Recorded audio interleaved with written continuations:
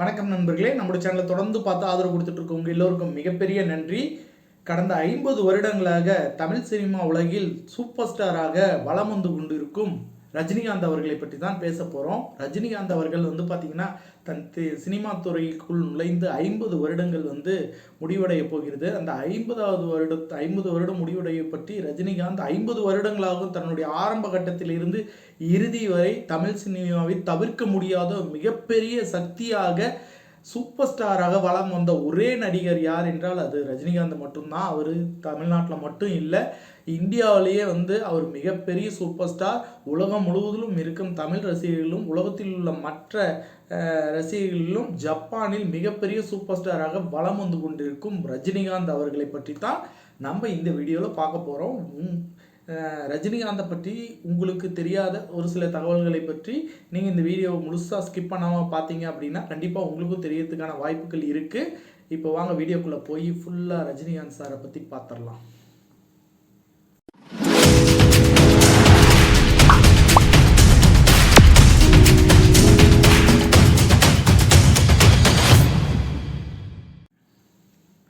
Rajinikanth sir பார்த்தீங்க அப்படின்னா இன்னைக்கு ரஜினிகாந்த் சார் ஆன்மீகத்தை பற்றி பேசுகிறாரு. ரஜினிகாந்த் ரொம்ப சாஃப்ட் டைப்பு, ரொம்ப ஒரு மாதிரி அமைதியான ஒரு டைப்பாக ரொம்ப நிதானமாக இருக்கார். இதுவே பிகினிங்கில் பார்த்தீங்க அப்படின்னா அவரே பல தடவை சொல்லியிருக்காரு, சரக்கடிப்பேன், ஜாலியாக இருப்பேன், எல்லார் மாதிரியும் நானும் எல்லாமே பண்ணியிருக்கேன், முன்கோபம் அதிகமாக இருக்கும், அப்படி இப்படின்னு எல்லாமே சொல்லியிருக்காரு. ஆரம்ப காலகட்டத்தில் சினிமாவை நான் நேசிக்காமல் பணத்துக்காக நடித்தேன். அதற்கப்புறம் தான் எனக்கு பாலச்சந்தர் சார் அவர்கள் சினிமா இப்படித்தான்னு சொல்லி அதுக்கப்புறம் ஒன் பை ஒன்னாக சினிமாவை நேசித்து ரசித்து நடிக்க ஆரம்பித்து அதுக்கப்புறம் தான் சினிமா துறையில் மிகப்பெரிய வளர்ச்சி கொடுத்தது யாருன்னு பார்த்தீங்கன்னா நீங்கள் தான் அப்படிங்கிற மாதிரிலாம் ரஜினிகாந்த் சார் சொல்லியிருக்காரு. இதில்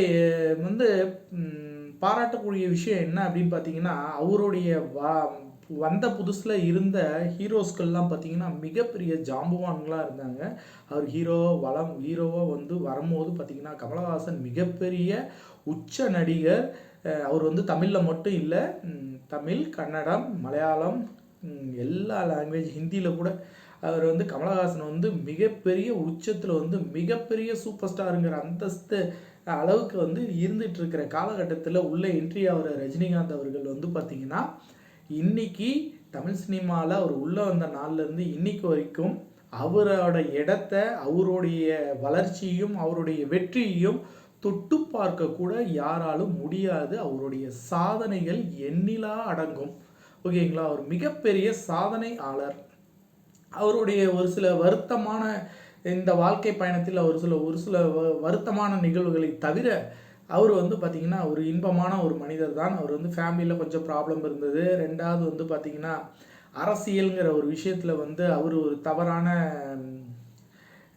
டைமிங்கில் தவறான முடிவெல்லாம் எடுத்தது அவருக்கு கொஞ்சம் சங்கடமான விஷயம். அதுக்கப்புறம் அவருக்கு உடம்பு சரியில்லாமல் இருந்து ஹாஸ்பிட்டல் போனது, அந்த விஷயம். இதை மூன்றையும் தவிர்த்து மற்றபடி ரஜினிகாந்த் அவர்கள் பார்த்திங்கன்னா நேற்று கூட நீங்கள் ஆடியோ லான்ச்சில் பார்த்துருப்பீங்க.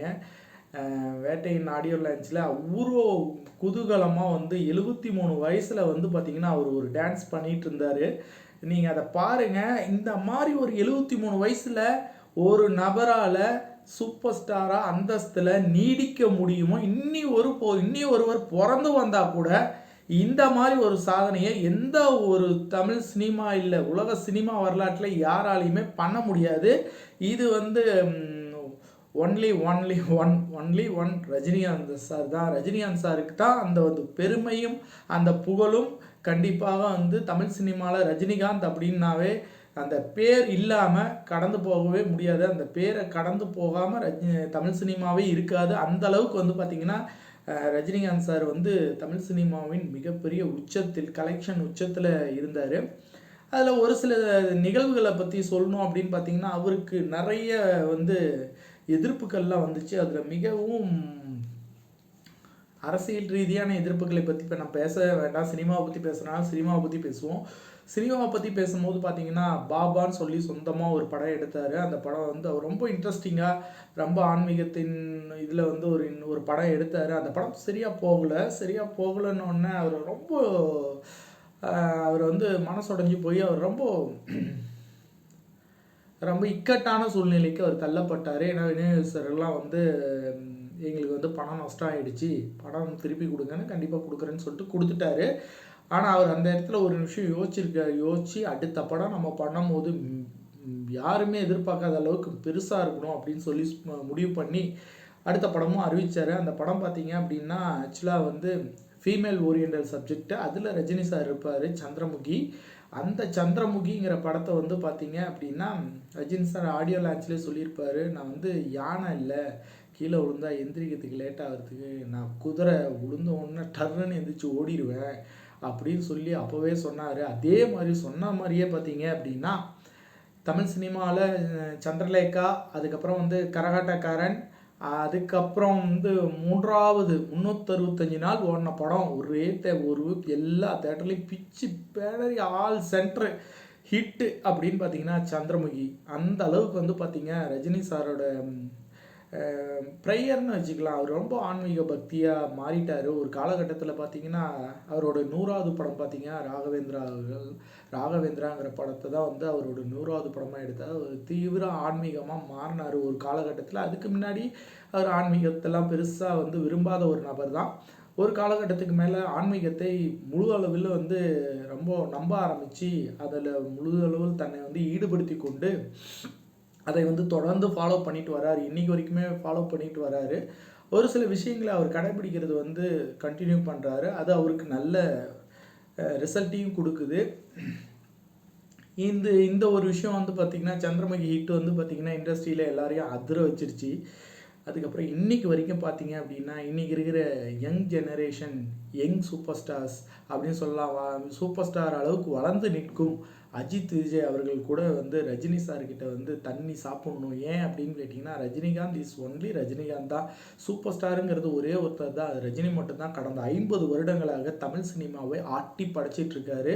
அவருடைய கலெக்ஷன் ரெக்கார்டை யாராலையும் பீட் பண்ணவே முடியாது. அப்படி பீட் பண்ண அப்படின்னு சொன்னாங்க அப்படின்னா அவங்க 73 வயசில் ஹீரோ நடித்து அந்த படத்துக்கான வசூல் ரஜினி சார் என்ன வசூல் கொடுத்தாரோ அதை வந்து அவங்களால கொடுக்க சொல்லி முடியுமான்னு கலாநிதி மாறன் சொன்ன அதே வார்த்தை தான் நானும் சொல்கிறேன். 73 வயதில் வந்து ஓப்பனிங் என்னங்கிறத பார்க்க தான் போகிறீங்க. வேட்டையின் படத்தோடைய ஓப்பனிங் வந்து நீங்கள் பார்க்க தான் போகிறீங்க. அந்த ஓப்பனிங் வந்து 73 வயசில் நீங்கள் ஹீரோவாக நடிக்க ஆரம்பித்து அதுக்கப்புறம் வளர்ந்து 73 வயசில் உங்களால் இவ்வளோ பெரிய ஹிட்டு கொடுக்க முடியுமா? இவ்வளோ பேர் உங்களை நம்பி படம் பார்க்க வருவாங்களா? இவ்வளோ மாதம் உங்களால் க்ரியேட் பண்ண முடியுமா? சினிமா மட்டும் இல்லைங்க, அவருக்கு எல்லா இடத்துலையுமே மாசு இருக்குங்க. அவர் ஒரு நல்ல மனிதர் அப்படின்னு சொல்லி பேர் எடுத்திருக்காரு. நல்ல ஒரு புத்திசாலி, நல்ல ஒரு ஸ்ட்ரெயிட் ஃபார்வர்ட் பர்சன். தனக்கு சரின்னு படுற விஷயத்த யாருக்காகவும் யோசிக்க மாட்டார், டக்குன்னு பேசிடுவார், உண்மையை பேசிடுவார். அவர் உண்மை பேசுகிறது தான் பல இடத்துல வந்து அவருக்கே பல தடங்களையும் ஏற்படுத்துச்சு. இருந்தாலும் அவர் வந்து அந்த விஷயத்தை தொடர்ந்து பண்ணிகிட்டு இருக்காரு. அவர் வந்து இன்னும் வந்து நிறைய படம் நடிக்கணும், இன்னும் நிறைய நமக்கு சந்தோஷங்கள்லாம் கொடுக்கணும். அவருடைய கூலி படம் மிகப்பெரிய வெற்றி அடையணும். அதுக்கப்புறம் ஜெயிலர் 2 இருக்குது. அந்த ஜெயிலர் 2 மிகப்பெரிய பிளாக் பஸ்டர் ஆகணும். கூலி படமும் பிளாக் பஸ்டர் ஆகணும். அவர் தொடர்ந்து நமக்கு நடிச்சுக்கிட்டே இருக்கணும். அவரோட உடல் ஆரோக்கியம் எல்லாமே நல்லா இருக்கணும், அவங்க ஃபேமிலி நல்லா இருக்கணும், அவரும் நல்லா இருக்கணும். சின்ன வயசுலேருந்து நம்ம எல்லாத்தையும் ரசிகனாக மாற்றிய அவர் வந்து பார்த்திங்கன்னா கடைசி வரைக்கும் சந்தோஷமாக ஹாப்பினஸ்ஸாக நோய் நொடி இல்லாமல் அவருக்கு பிடிச்ச வரைக்கும் அவர் நடிக்க போகிறார். அவர் பிடிச்ச வரைக்கும் அவர் சூப்பர் ஸ்டாராகவே இருந்துட்டு அவருடைய சூப்பர் ஸ்டாரோட வாழ்க்கைக்கு முடிவு எண்டு கார்டு என்னங்கிறது அந்த சூப்பர் ஸ்டார் தான் முடிவு பண்ணணும், வேறு யாராலையும் முடிவு பண்ண முடியாதுன்னு சொல்லிட்டு இந்த சூப்பர் ஸ்டார் 50 வருடமும் வந்து சூப்பர் ஸ்டாராக இருந்துகிட்டு இருக்காரு, இன்னும் தொடருவார் அப்படின்னு சொல்லிட்டு இந்த வீடியோ இதோடு முடிச்சுக்கிறேன். மற்றொரு சிறந்த வீடியோவில் இணைவோம். அதுவரை நன்றி கூறி விடைபெறுகிறேன். உங்கள் மகேந்திரன். நன்றி, வணக்கம்.